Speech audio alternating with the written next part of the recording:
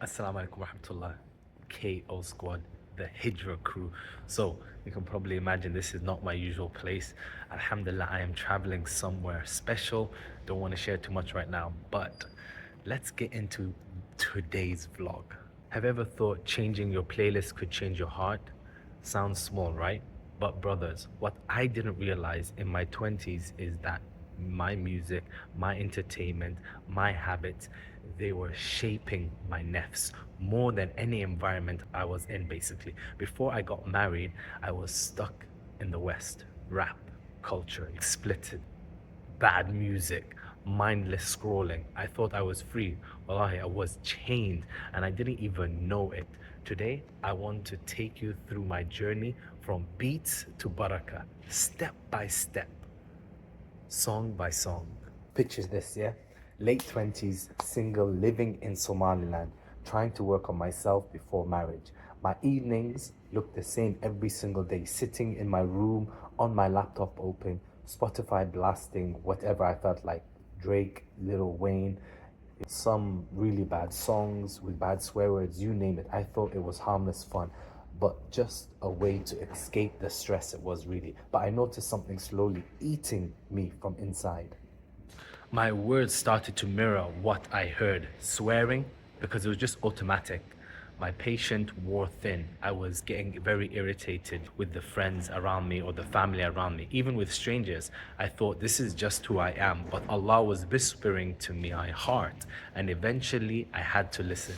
The first small shift was painful. I replaced one rubbish playlist with bad music, with nasheeds like Dean Squad, Native Dean. Shout out to all the ones who know Native Dean, Khalid Sadiq.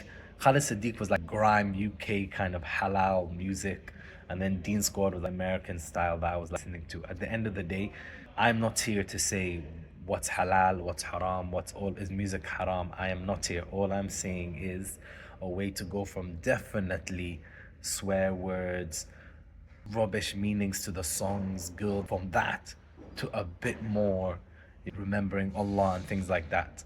All right, that's way better. Trust me. It wasn't Qur'an straight away. And brothers, that first change was strange. Silence in between the melodies felt heavy. Like I was confronting myself. I remember thinking, is this really going to make a difference? But it did. Slowly but surely, my tongue started loosening from the swearing, my thoughts started to calm, my focus improved. Fast forward, right?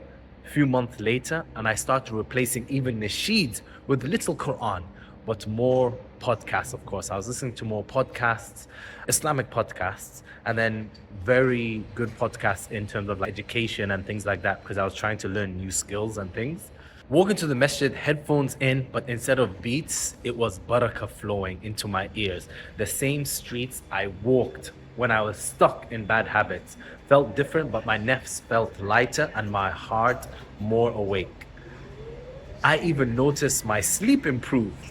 My interaction became gentler. And the crazy part, none of this required moving countries. It started with controlling what I allowed into my heart. Small intentional steps. If you're still thinking Hijrah is just about moving or changing your surroundings, pause a little and reflect. Your environment matters, but your internal landscape matters more. Music, entertainment, conversation, these are all shaping you in ways that are just subtle but profound. Before marriage, I had the freedom to experiment, to fail, and to correct myself. That period was my lab, my science lab, right? For the inner Hijrah. Every choice I made before marriage, even the tiny ones, about what I listened to or what I watched, laid the foundation for the man I became for my wife and the future family and my kids. This is what the forgotten half of Hijrah looks like. Deliberate control of your habits, your senses, your nafs. It's not flashy, trust me, it's not immediate, it's not that fast, but it's real change that lasts, inshallah. As always, I'm going to share with you 5 practical steps, all right? Number 1, audit your playlist and entertainment. Replace content that feeds your nafs with reminders of Allah. Replace it. To remember Allah is more important. Number 2, start small with one replacement. Swap 1 hour of haram music, rap music for the Qur'an or nasheeds. Number 3, create a listening routine, mornings or walking in Fajr. Let Barakah enter first thing. Number four, track your reactions. Notice when you swear or get irritated. Replace that moment with dhikr. It really does work. Number 5, prepare for consistency. Set your phone, your apps to autoplay Quran, podcasts during free time, like we do now with Google Hub. That's what we do. We're just like, hey, Google, play this. Or you can automatically set up timings if you have these kind of like hubs, or even your Quran, your Adhan app, set it so it's loud. You know what I mean? In the Quran, it says, so when you recite the Quran, seek refuge with Allah from the accursed devil, the shaitan basically. Every track you listen to is shaping your heart. Seek what elevates it, not what drags it down. Listen, today's takeaway. Before marriage, I had the time and space to fix my inner hijrah through small habits. Even what I listened to. Brothers, if you want to strengthen your heart for Allah, start with your senses. Let your ears, your eyes be your gateway for barakah, not chains for the nafs. Remember, it's not about what city you live in, it's about what lives inside your heart. So, remember this. Tag a brother who still thinks music is harmless.